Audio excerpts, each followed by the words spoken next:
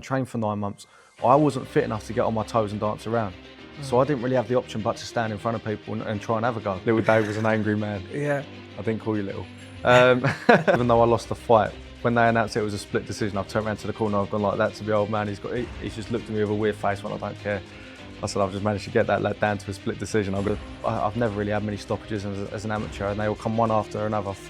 The pre-quarters, quarters, semi-finals and finals, I stopped everyone. I might even still be enrolled in uni, I just haven't been for about 2 years. I won the Eastern Counties 12 times, maybe 13 times, and I had to box no less than 3 times every time to get out of Eastern Counties open fights.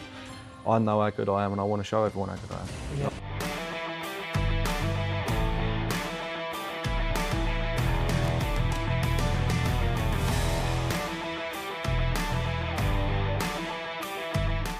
And welcome back to the Be First podcast.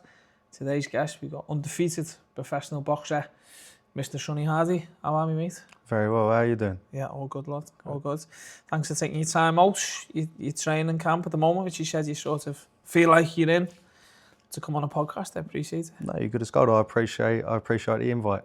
Yeah, it's a nice opportunity to be here as well. Yeah, no, definitely. And, you know, I feel old. I was thinking about it before. I remember you coming in with your dad when you were in your school uniform and boxing at Chalveston as a young amateur, and now you're 11-0 pro. It makes me feel like ancient, but I'm not ancient. I've only just hit my 30s, throwing him in. Yeah, 15 years I've been doing it now.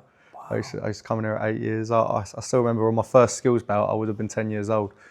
And I had just a pair of Adidas shorts and a vest. And my old man's gone, look in the kit, and there was a pair of Susie Wong shorts. They had all the Union Jacks on the side, all the lightning strikes. Remember the old lightning strikes? Yeah, Everybody used to have it on their shorts back then.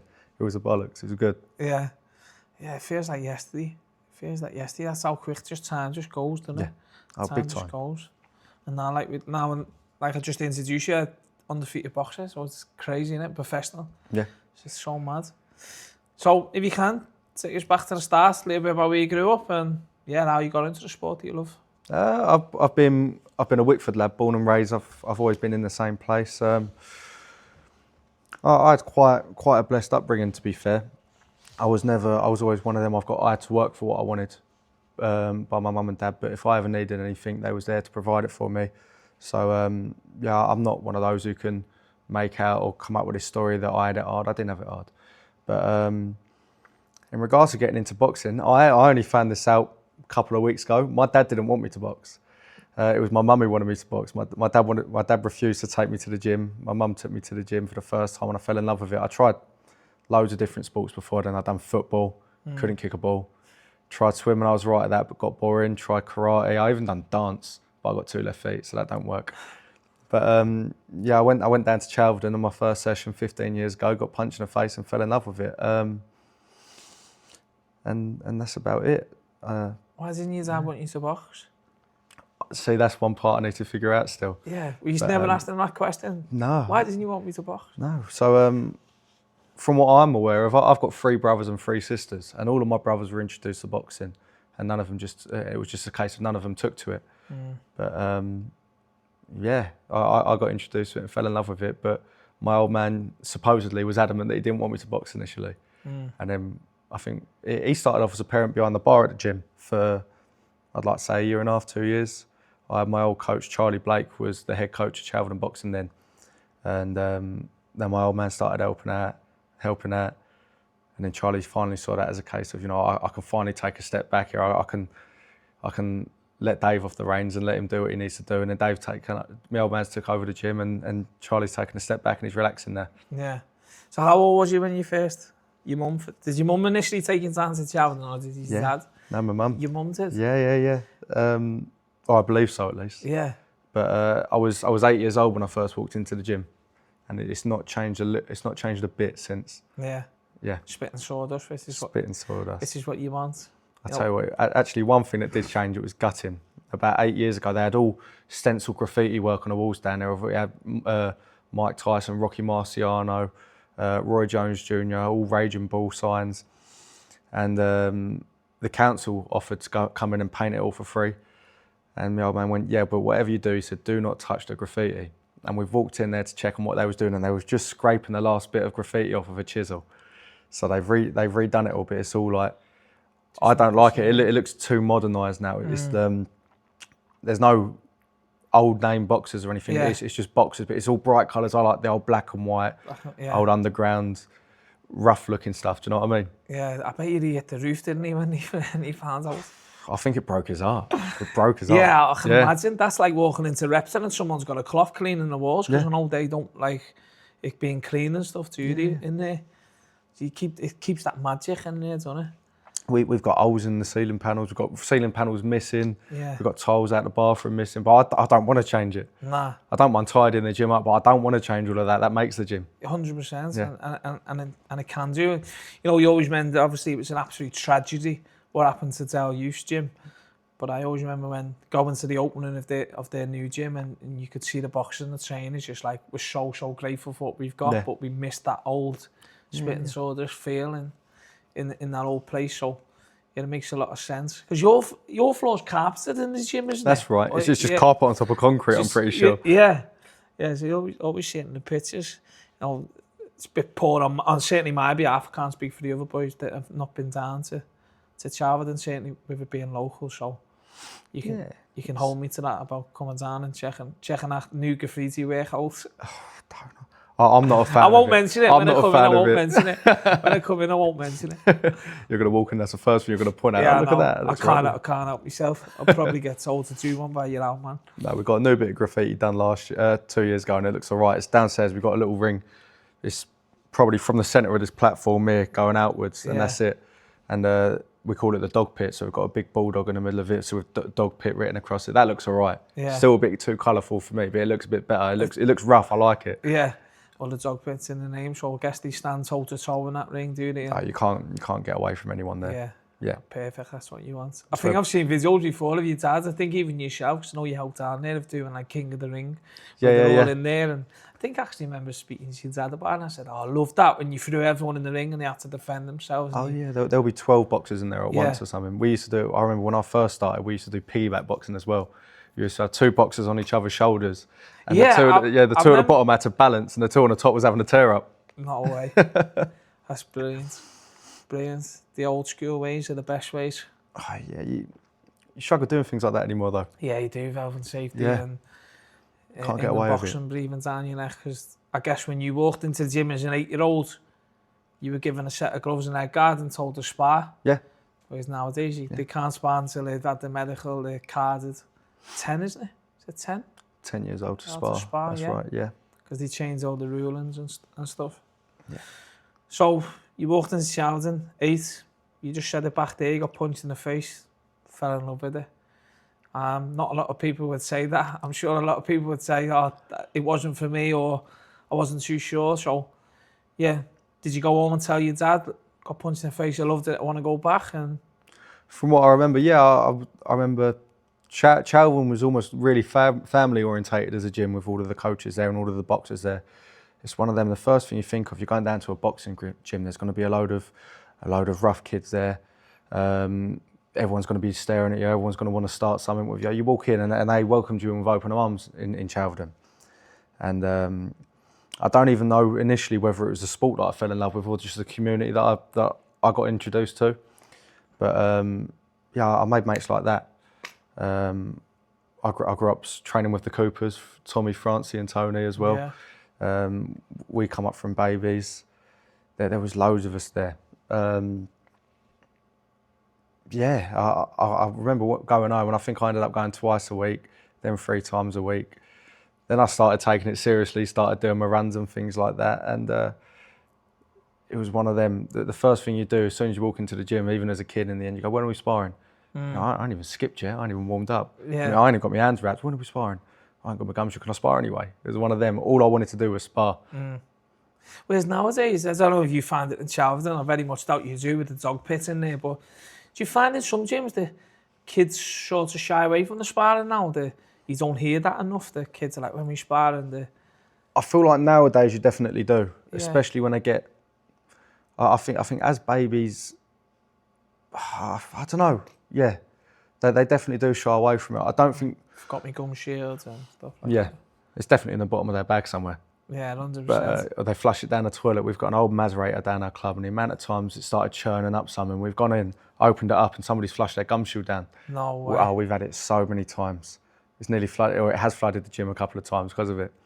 But it's a nightmare. But I feel like boxing's not got the same amount of kids with that sort of mindset anymore.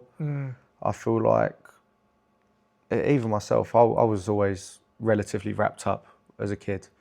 I was looked after really well. Whereas you go back 20 years from now, kids growing up, they was street rakers. They was going around. They was never indoors on the Xbox or on their phones. Yeah. The only way they knew if their mates were out is if they saw a bike outside somebody else. Do you know what I mean? That's the only way they got in contact with each other. But I feel like there's too much comfort in the world now, and I feel like that's why kids avoid things like that so much. Yeah. I feel like it should be introduced into schools. Because if you look, you go out on the streets and you see 9 times out of 10 you can tell a boxer by looking at them. Like myself, I've gone from having a pretty little nose to a nose halfway across my face. But you go on a night out and all of these people who know how to fight, those are the ones that don't fight. They've got the most discipline, they've got the best mannerisms. I just feel like boxing is such a good sport in that sort of aspect, you know what I mean? No, it is definitely, and it's the biggest cliche saying is boxing changes people's lives massively. You know, I've said it so many times on here, like a broken record to the listeners and viewers, but there's no other sport where you don't hear a darts player or a footballer say, changed my life, that. Yeah. It doesn't happen, but with boxing, it's us because of those things that you said, the values, the discipline. Yeah. And that's without the money as well. Yeah, exactly. You get boxers who don't earn a penny, who lose money out of the sport, and it still just changes their lives for the better. I think it's brilliant. And I hope that will we ever get, look, not all kids are like that, are they, but I hope that we can get some of them old traditions and values back into the youth of today. But I think it would be hard to do so, but I never say never. No, exactly. Never say never. I know some schools and things like that, or youth district sort of areas are starting to incorporate boxing again. Yeah. Whether it's non-contact or what, but the fact that they are slowly reincorporating it into an educational side of things is a glimmer of hope. Yeah, and I know we're jumping way ahead at the moment. But with the work that you do down at Chalverdon, do you see that it's like 20 years ago, we had the dog, we wanted to go and do it ourselves. We enjoy getting punched in the face. But nowadays, it's more like the kids don't want to get punched in the face, but their dads, they want them to do it. Do you see that? You see a lot of it. Yeah. Unfortunately, it is the majority as well. Don't get me wrong, I've got lads down the gym, they come in and they're raring to go. Yeah. But say a year before then, they was timid, they were shying away, and some of them was being pushed into it. But once they start finding that bit of self-belief, they start believing in themselves, they then want to do it. But we've had it before. We've had some kids come in and we just speak to them and that with them, see if they've done anything beforehand or anything at the bar, just before we let them in. And we'll ask the kid their name and the dad answers for him. You said, he goes, has he got a tongue? Yeah. The kid might be 14 years old and the dad goes, yeah, why? He goes, well, let him speak then. A lot of people nowadays, the parents are speaking for the children, so the children can't learn that confidence. They can't find that bit of self-belief because they don't know it. They've never been taught it. But unfortunately, a lot of kids do seem to be pressured into it, and even the ones that are really, really good at it, you'll see further down the line when they get to start making decisions for themselves, even though they are that good at it, the fact that they've been pressured into it their whole life, they fall out of love with the sport. They fall out of love with it, yeah. And it's a shame. No, it is definitely. So back to yourself, your career at Chalverdon. When did you get carded, and do you remember your first bout that you had? Yeah, I got carded. I got carded at 10 years old, and I remember I had my first skills bout against a lad called Isaac Draper. And I performed really well there. I pulled it out of the bag. I was never a technically good fighter. I was never that great as a kid, but after that I just pulled it out of the bag, performed well in front of a crowd. I performed well under the pressure, and I got told from there no more skills back straight away. That was only my first one, and then I went and won my first 5 amateur fights. Then I lost my 6th and 7th on a bounce, and then after that I started progressing. It was all ups and downs. I thought after my first 5 wins I was unbeatable. I started believing myself a little bit too much. Not saying that it's a bad thing, but I was nowhere near as good as what I had in my head. So I was enjoying the training a little bit too much, wasn't working as hard necessarily, and ultimately it cost me my next 2 fights. But I got on. In the amateurs, I always hit the post up until a senior. I'd always reach the finals, the semi-finals, and I just couldn't quite get past it. I always had one lad in my category every year. Do you know Patrice? Yeah. Patrice Malguzzi. Yeah. And he'd always draw me in the semi-finals, and it was so frustrating. The first time I fought him, nearly got disqualified. I had 2-point deductions because I held on for him for dear life because he wouldn't let go, because he wouldn't stop running away. And he just danced around me. He had fun with it. The second time I didn't box too bad, and the first time I managed to get it down to a split decision loss. And I remember even though I lost the fight, when they announced it was a split decision, I've turned around to the corner, I've gone like that to the old man. He's just looked at me with a weird face when I don't care. I said, I've just managed to get that lad down to a split decision. I'm going to cherish that. But small victories. Small victories, yeah. Take it one step at a time. But unfortunately, I didn't get to fight him again after that. But yeah, I ended up having 66 fights as an amateur. Wow. So from the ages of 10 to? From 10 to 20. 20? 20.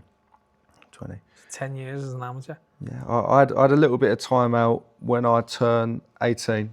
I just finished college, and I damaged the ligaments in my left wrist. And I ended up not training for 9 months. I said to my mum and dad, I said, listen, I'm done with boxing. I said, I'm hanging the gloves up, and I actually went to university. I was going to university studying physiotherapy and sports massage. And my old man went to me one day, went, it's such a shame. He said, the championships are next week. He said, I'll put you in good stead to beat everyone as well. And luckily enough, I only had a soft cast on. So we took the cast off. I dropped a stone in 6 days, being 18 years old. No, I would have been 19 at the time. And ended up boxing 7 times, beating all 7 of them, knocking out 4 of them. I've never really had many stoppages as an amateur, and they all come one after another. The pre-quarters, quarters, semi-finals and finals, I stopped everyone. When I won my first national title, and I said to my old man, I said, I've got to drop out of uni now. I said, I've got to do this. I think I might even still be enrolled in uni. I just haven't been for about 2 years. I ain't got a clue. Yeah. And that's how the pro journey started. Yeah. So do you reckon them knockouts come because you just hit that certain age and you find yourself in your body, like a lot of people talk about it, don't they, when amateurs transition into pros, about finding your man strength? So do you think you sort of got it at that age and then? I've always been relatively strong, but before, I tell you what, I think it was a sole fact that where I didn't train for 9 months, I wasn't fit enough to get on my toes and dance around. So I didn't really have the option but to stand in front of people and try and have a go, because I wasn't fit enough to dance around. Yeah. Any other time I tried boxing on the back foot, throwing these silly check hooks, trying to tap and move, and it never really, well, I done well out of it. I won 52 out of 66 fights. I didn't do too bad. But in them senior championships, even though these lads are older than me and things like that, where I had no choice but to sit down on my shots, I started finding power that I never knew that I had. And I'm still maturing now. I've still got another couple of years of maturing in me. So I'm only gonna hit harder. Yeah. Thankfully. Yeah. Did you win the Tri Nations? Never boxed in the Tri Nations. No, so what was we watching here then? It must have been in the nationals then. Yeah, I won the nationals. That was up in Bridlington. The only other thing I've really boxed in other than that I won was in Monkstown. So it had to have been the nationals that we watched you win then? Yeah, because you said you knocked everyone out. Yeah, I stopped the lads in the finals, if that's what it was. I stopped the lad in about a minute and a half of the first round. Yeah. Black Kid's ball, was he ball? Oh, that one was that? Yeah, that would have been the semi-finals in Bristol. Yeah, I remember watching, because as they all are, mainly in the sports hall. Yeah. And you were in the end ring, so it would have been C if there was ABC. Yeah. I'm sure he was. I'm sure he was in the end ring. That might have been Fire Verk, his name was. I think he was a Midlands boxer. I'll tell you what, that fight, I've never been hit so hard in my Yeah, I life. was going to say, he wobbled you first. Yeah. He wobbled you first, and then you came back. And Yeah, I lost the first round big. I remember I tried standing toe to toe with him and he hit me a couple of times. I've gone, oh my God, yeah, what's going on here then? And yeah, I've never been hit like that. He was moving me from pillar to post. And in the second round, my old man, he's looked at me, he's gone, Sonny, you need to do something here. And I thought, I can't keep taking shots like that, so I've got to take a chance and throw a big shot. And thankfully I did, and I put him over, and then I stopped him about 30 seconds after that. I landed another 2 big hooks. But yeah, I wouldn't have wanted that fight to go another round anyway. Yeah. He was a strong fella. Yeah, it had to been that one. I remember that because you also boxed one of our good friends, Akash, or he's known as AK. Oh yeah. That's right. I think he'll hate me for saying this, but you stopped him as well. I think. Did I stop him? So yeah. Oh, was that in the London you stopped him? Trying to think. I know I beat AK in. It was at Dagenham Roundhouse. The Roundhouse. Yeah. It was the Roundhouse. Yeah. I don't think I did stop him. Yeah, I thought you'd. Shit, I best edit that out then. He'll Listen, kill I me. might have done. I take too many punches to know. I know. I think I gave him a count in the in the last round, but I don't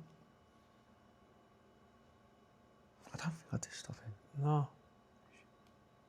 I might be completely wrong there. I hope you're right. For my sake. I'll claim it. There's me saying, oh, you stopped one of our mates. You stopped one of our mates, and we didn't even stop him. I might have done, to be fair. I might have done. I just don't remember it like too you said, well. you've had 66 amateur bouts, so your memory might have gone a little bit. I remember AK. That was the NABC. I think, wasn't he an Eastern Counties fighter? No, I don't know who he was boxing for at the time. He might have been boxing for Dagenham. That's what I think. Yeah, Dagenham. Time, so he would have come under London, wouldn't he? He would have come under London, yeah. Yeah, I remember that one because I lost afterwards to Jack Oram in the semi-finals. Because I boxed in the Eastern Counties. I had to box in the quarterfinals on Friday, the semi-finals on Saturday, the finals on Sunday, and I boxed for a Central Area Youth title on the Monday as well. So I boxed 4 times in 4 days. Then I boxed again Friday. No, the Eastern Counties final was a Friday following, so I had an Eastern Counties pre-quarter. That's how many people was in my category, and I think I boxed AK the round after that. Yeah. So the following weekend, so it was a busy time. Busy time, yeah. Whereas now you just seen people getting like final. Oh yeah, straight walkovers. Yeah. Like, yeah, I remember having to box 4 or 5 times to get out of Eastern Counties. Some people are lucky, some people aren't. Yeah. I tell you what, I'd hate to win the Eastern Counties without fighting. Yeah.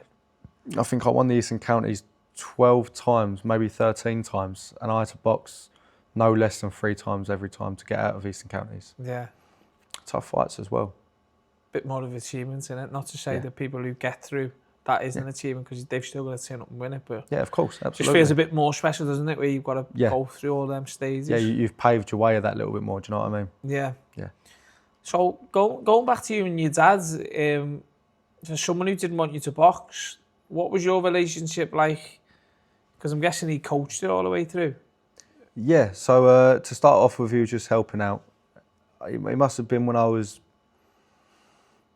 12 years old, 13 years old, when he really started taking it over. But people think, oh, he's your dad, you're going to get special treatment. I wish. They don't know your dad then. No, little Dave was an angry man. Yeah.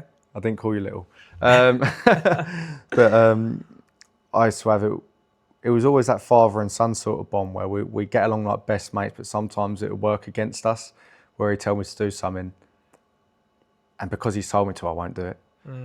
And the amount of times I lived 3 miles up the road from where I live, from the gym, and the amount of times he's called a combination out on the pads or something like that, and I go, I don't like the way that works. And we'll turn into an argument, and he'll grab my bag and he'll throw it into the alleyway, and he'll make me walk home 3 miles down the road. So I'm getting there.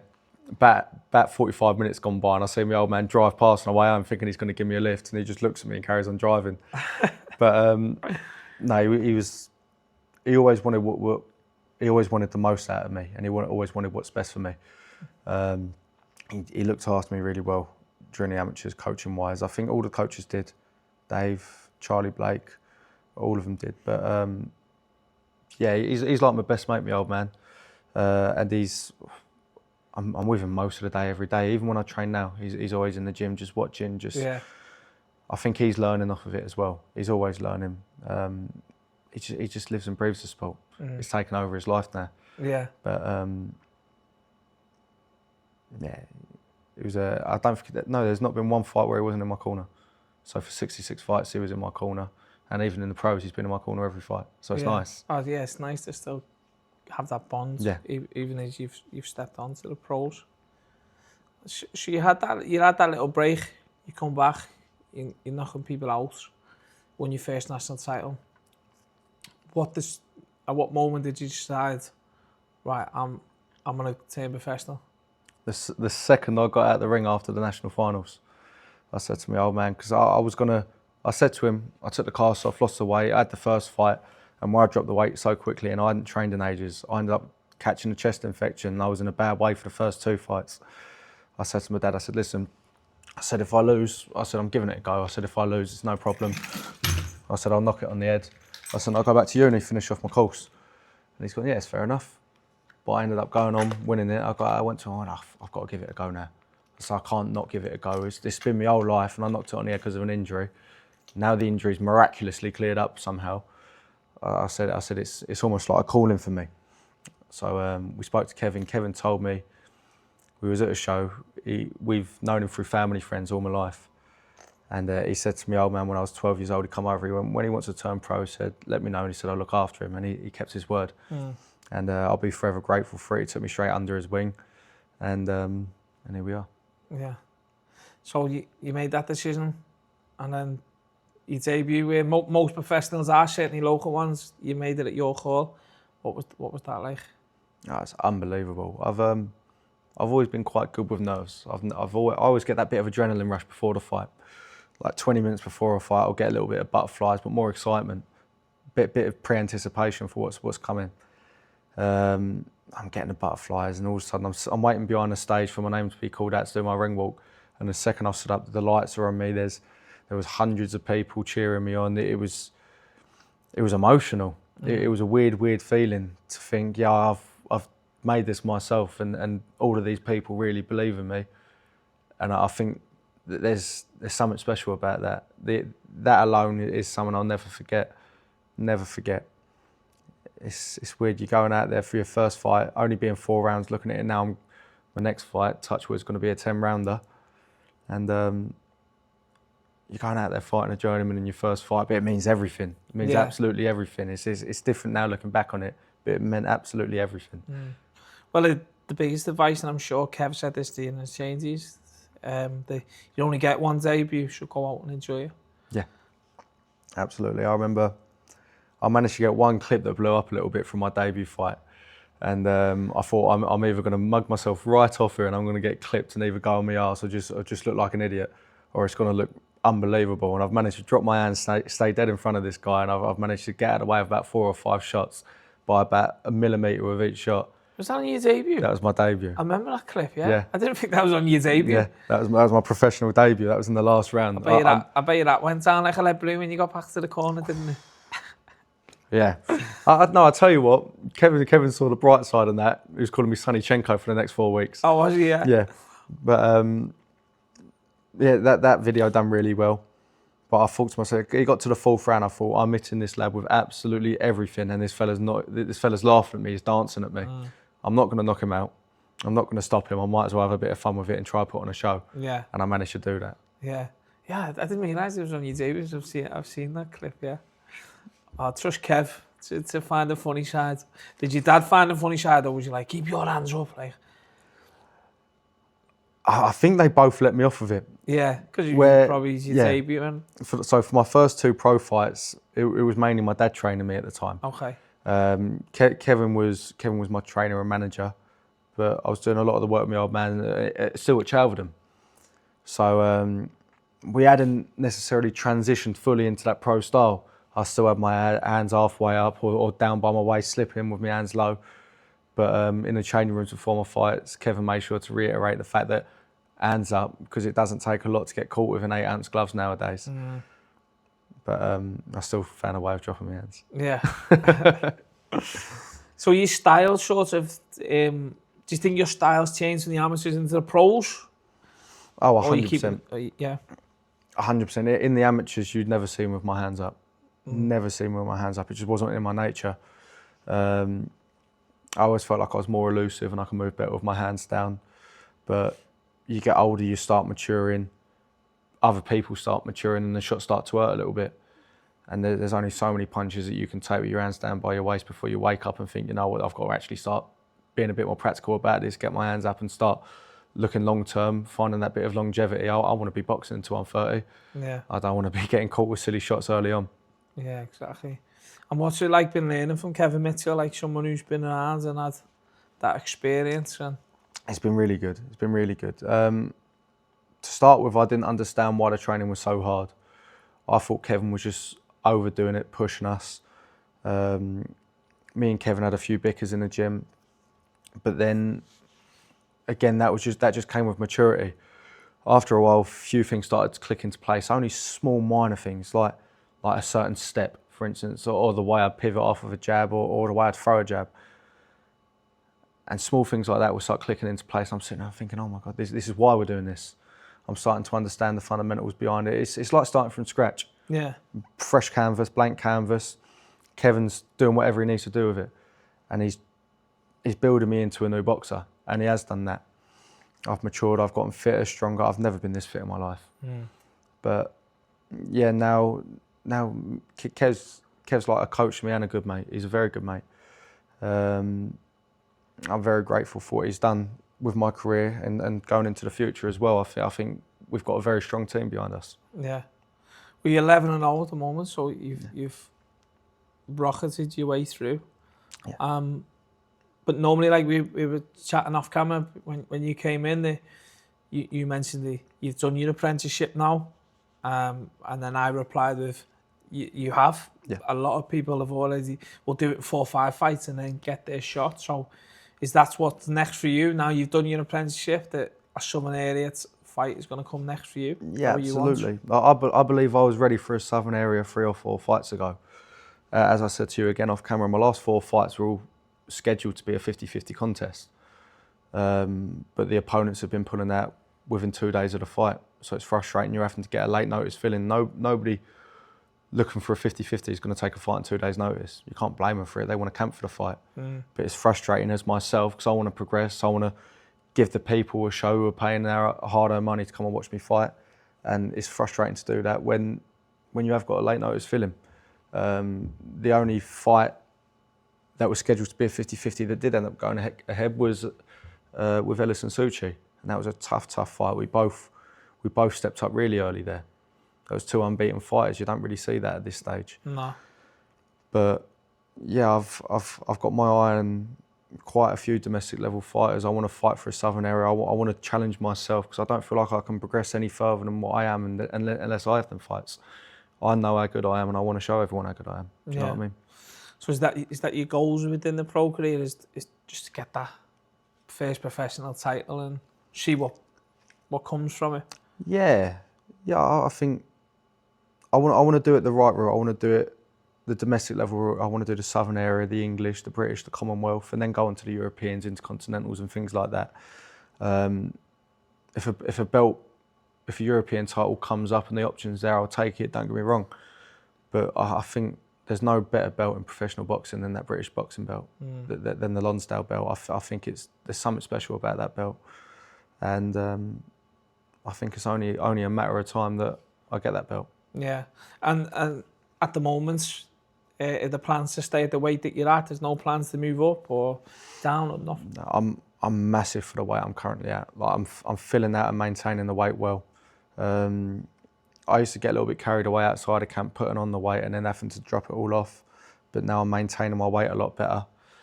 Fighting at super featherweight. My last 3 fights now have been at super feather.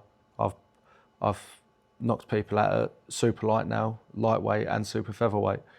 And for a super featherweight, I just feel like I'm massive.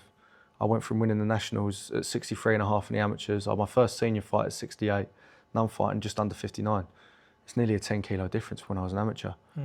It just shows that I wasn't training as hard as I should have been in the amateurs, and now I'm living the sport the way it should be lived. You're reaping the rewards from. Absolutely. Yeah, Yeah, from putting that hard work in. Yeah, I regret that I didn't do it sooner. I feel like I would have won a lot more in the amateurs if I did that earlier. But it's all trials and tribulations, and it's all learning and maturing.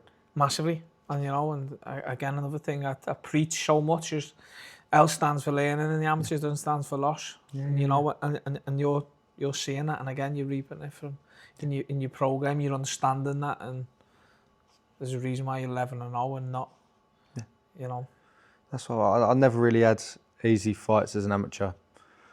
My old man was a matchmaker, and I think he deliberately wanted to see me have hard fights. I think he just liked seeing me get punched in the face.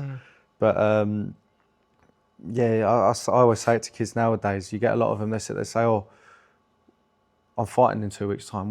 What's his name? It don't matter what his name is. What's he done? Don't matter what he's done. It's going to be similar to you." Yeah. Oh, we're orthodox or southpaw. I say, stop worrying. I say, listen, at your point, I said, you're an amateur boxer. You've had 2 fights. I said, your priority shouldn't be, I want to go 3-0 by the end of the year. It should be, I want to have had 10 fights by the end of the year. Get out and be as productive and as active as possible. That's the only way you're going to learn. Yeah. If you sit there and constantly procrastinate about who you're fighting and sit there and worry, just go out there and enjoy the sport you're doing. Yeah. If you panic all the time, there's no point doing it. No, exactly. And one of our previous guests, who was one of the people you were sparring, who was said, Louis Ward, he mentioned that, you know, he wishes the kids would just go out and just get that experience. That's something the Americans have over us. They have so many more fights than us. It's because we're worried of, what's his name? What schools he go to? Southpaw Orthodox. Just like you said, you just do your work in the gym, turn up and be the best version of yourself on the day. But I've always said it to a lad the other day that I was training as well. Always, technically the kid's unbelievable, but he's just got no self-belief, and I can't understand why. But I said to him, I said, what's the matter? He goes, I just get nervous. He goes, how don't you get nervous? I go, I do get nervous. I said, everyone gets nervous. I said, I absolutely shit myself before a fight. I said, I'm not going to lie to you. I said, but those nerves, they remind you of why you've trained so hard. They remind you of the sport that you love. They remind you of how passionate you are about the sport. And rather than running from the nerves, you've got to get in there and use them nerves to your advantage and use that passion, that hard work, that dedication and that willpower then through the nerves to go out there and perform well. Yeah. Do you think the work that you do now, helping out at Chalfont, them kids just look up to you straight away because you've had seasoned amateur career and now you're 11-0 as a professional? Do you think they straight away just want to, a bit like you are with Kev Mitchell now? Yeah. Do you see them kids as like what you are with Kev, that they just want to take all your knowledge? No, absolutely. I see. It's just funny you say that, actually. There's a lot of the kids looking up to me, and it is nice. I do like helping out the kids, and I do like seeing them progress and do well. I just like seeing them enjoy the sport. Don't get me wrong. I've trained some kids through my years who they're never going to box. They've not got it in their nature, but they're enjoying what they're doing. And there's nothing that puts a smile on my face more than to see a kid enjoying what he's doing. Yeah. But there's some kids in that gym. We've got Timmy Akinrimbola and we've got Jaden Saker. Those 2 kids are very early seniors. They both just turned 18. Timmy won the developments last year. Jaden Saker's a 3-time national champion. Both of them kids, their resume, let alone their actual boxing style and their talent, completely puts what I was as an amateur to shame. They've not had anywhere near as many fights as me, but on the path that they're going, they're going to be a lot better than what I was during the amateurs. And it's good to see, and that's what I want to see. Yeah. I want to see kids doing better. That's all I want, and they are doing that. They are doing that. As like I said, it's rewarding. Yeah. Rewarding for you, and it goes hand in hand with you, Yeah. with your day job. Listen, in the pros. Even now, you're starting to see some of the little ones where we've got national champions in the gym. They're starting to look up to them, and the national champions are looking up to me. And in a few years' time, there's going to be new Littons coming through the club that are going to be looking up to the Littons at the bottom right now. It's going to be that sort of cycle. Yeah. And I hope it maintains it like that. I hope all of these kids constantly progress and inspire one another. And I think that's what motivates a lot of the kids nowadays. Yeah. It's a community like what I was going back to when I first started. I think that drives kids on big time. No, it does massively. So to put you on the spot, 12, 18 months' time, where do you see yourself at in the pros? 12 to 18 months time, Southern area title. Any other title I can get in the process. I'd like to have fought or be lined up for an English or a British by then. And I'd like to have sat down or be due to sit down in regards to a contract at that point. Again, I feel like by that point my stocks will be well up. I feel like I'd have proved a lot of people right and a lot of doubters wrong. And I just need some of these names that I'm asking for to come forward and fight to allow me to progress onto that. Yeah. I want the hard fights. Well, let's hope they do transition and you do get what you want, because you've certainly put the graft in, you said they earned it. And again, we'll use that analogy that you said. You've certainly done your apprenticeship, so you rightfully should earn that shot. And yeah, hopefully it does come out and you get what you want. Yes, absolutely. That's ambition. Yeah, and as always, we'll be following. Like we have in your amateur career, watching you on the telly here, and we'll be doing the same in the pros. So best of luck. And thank you very much. Thanks for coming down and telling your story. Really appreciate it. And say hello to your dad and tell him I want him on the podcast. I'll get him down for the next podcast. I want to ask him the question of, why didn't you want Sonny to box? I want to know the answer to that as well. You know what? I'm not even going to ask him. I'm going to get him down and you can ask him. Yeah, I can ask him, and then you can find out. But no, he's been obviously a massive inspiration to you and where you are, so we'll give a massive props to him for sure. And 100%. Even though he didn't get me into the sport, which is what I just found out. Yeah, but he's moulded you, didn't he? I would have never ended up continuing the sport if it wasn't for him. Yeah. And he never pushed me into it. He was one of them. I've had it before where I doubted myself and he'd go. I had it before. I had 4 losses on the trot. All to good kids, but I started losing heart in it. My old man, he went, and if you want to knock it on the head, knock it on the head. He'd never put any pressure on my shoulders. And it just made that sport that little bit more enjoyable. Yeah, and that's the best way to be in it. That's why he's probably got the best out of you, and why you're so close as well, because that respect's there for each other. But yeah, props to him and to you, and we wish him all the best, and you all the best, and Chalverdon, and I said more importantly your pro career. Thank you very much. It means a lot. We'll be tuning in. But yeah, Appreciate thanks it. again. Thank you. Guys, thanks very much for watching and listening on today. Oh, Sonny's fantastic, and gritting an amateur career, like I said, over 60 odd Bouts there, and he's rising through them pro ranks, 11-0. Unless, fingers crossed, he gets that shot that he rightly deserves. He's done his apprenticeship. He's ready to take on them big fights and get that belt. So if you don't, give him a follow on social media. Sonny Hardy, just follow the hard work he does in the gym with Kevin Mitchell, and also the great work he does for the amateurs, giving back to the sport that made him who he is. So yeah, follow him. And if you don't, give us a like and subscribe on our YouTube channel and a nice rating whenever you pick up your podcast. And as always, be prepared to step into the ring and be first.